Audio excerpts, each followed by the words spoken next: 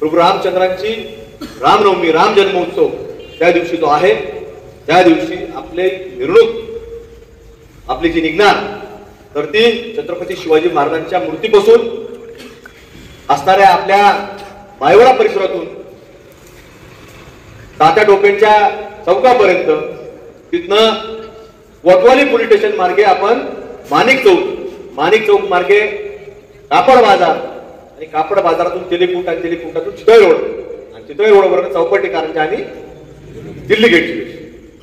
आणि माझं म्हणणं आहे की जो पोलिसांचा अट्टाहास आहे की कोतवालीच्या पासून नको, कोतवाली पशी जर लोक सुरक्षित नसतील तर सुरक्षित पोलीस स्टेशनच्या भिंतीच्या बाजूने जर आपली मिरवणूक सुरक्षित नसेल तर आपल्याला सुद्धा इथं व्हायचं का हा विचार. अरे पोलीस स्टेशनची भिंत आहे ती सगळीच बाजू आहे. तात्या टोपेंच्या पुतळ्याच्या बाजूला जी भिंत आहे ती दगडी भिंत आहे. ती Kotwali police station city police station आपण ज्याला म्हणतो ती त्याची भिंत आहे. अरे मग तिथून जर आपण सुरक्षित जाणार नसेल तर आपण मिरवणूक काढायच्या. हा देखील पोलिसांसमोर आपल्या समोर आव्हान नाहीये, पोलिसांसमोर आव्हान आहे की कोतवालीच्या शेजारून कसं जायचं. तिथे जर त्यांना भीती वाटत असेल की इथून गेल्यावर काहीतरी होईल हे पोलिसांचा अपयश आहे. हे आपलं कोणाचंही अपयश नाही, हे पोलिसांचा अपयश आहे. आपल्याला त्या प्रकारचे विचार करण्याची आवश्यकता नाही. विचार प्रशासनाने करायचा आहे. त्यांच्याकडे पोलीस बळ आहे, पोलीस दल आहे आणि धुडगूस घालणाऱ्या अवलादी या कोणाच्या असतात हे देखील त्यांना माहिती आहे.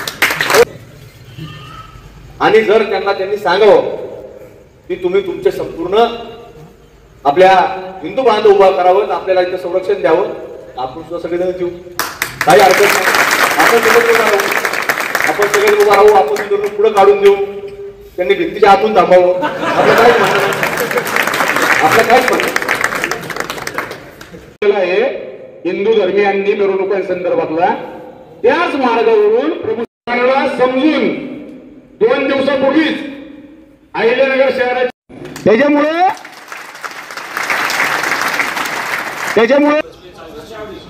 आणि जर समजा ते पण पुढे काढायची घडी काढून टाकू पाहिजे. यावेळेस तर संधी काढायला अजून बावटा आता नाही आला तुमचा, आता आमचा आला. आणि हे फक्त आपली सर्वांची एक जिम्मेदारी आहे. 6 तारखेला आपली ही मिरवणूक कशी आपल्याला शांततेत दिली गेली. प्रभू श्री रामचंद्रांची जी शोभायात्रा ही मिरवणूक तुमची आमची सर्वांची आहे.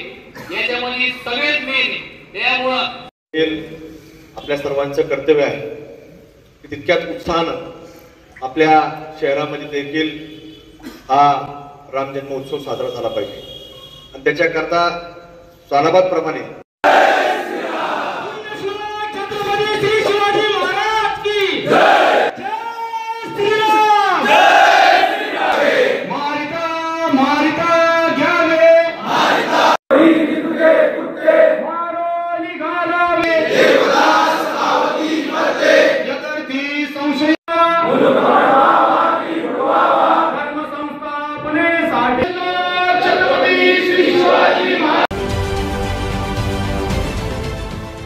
देश विदेशातील प्रत्येक घडामोडींचे लाईव्ह अपडेट मिळवण्यासाठी आता साम टीव्हीच्या सर्व सोशल मीडिया प्लॅटफॉर्मला लाईक, फॉलो आणि सबस्क्राईब करा.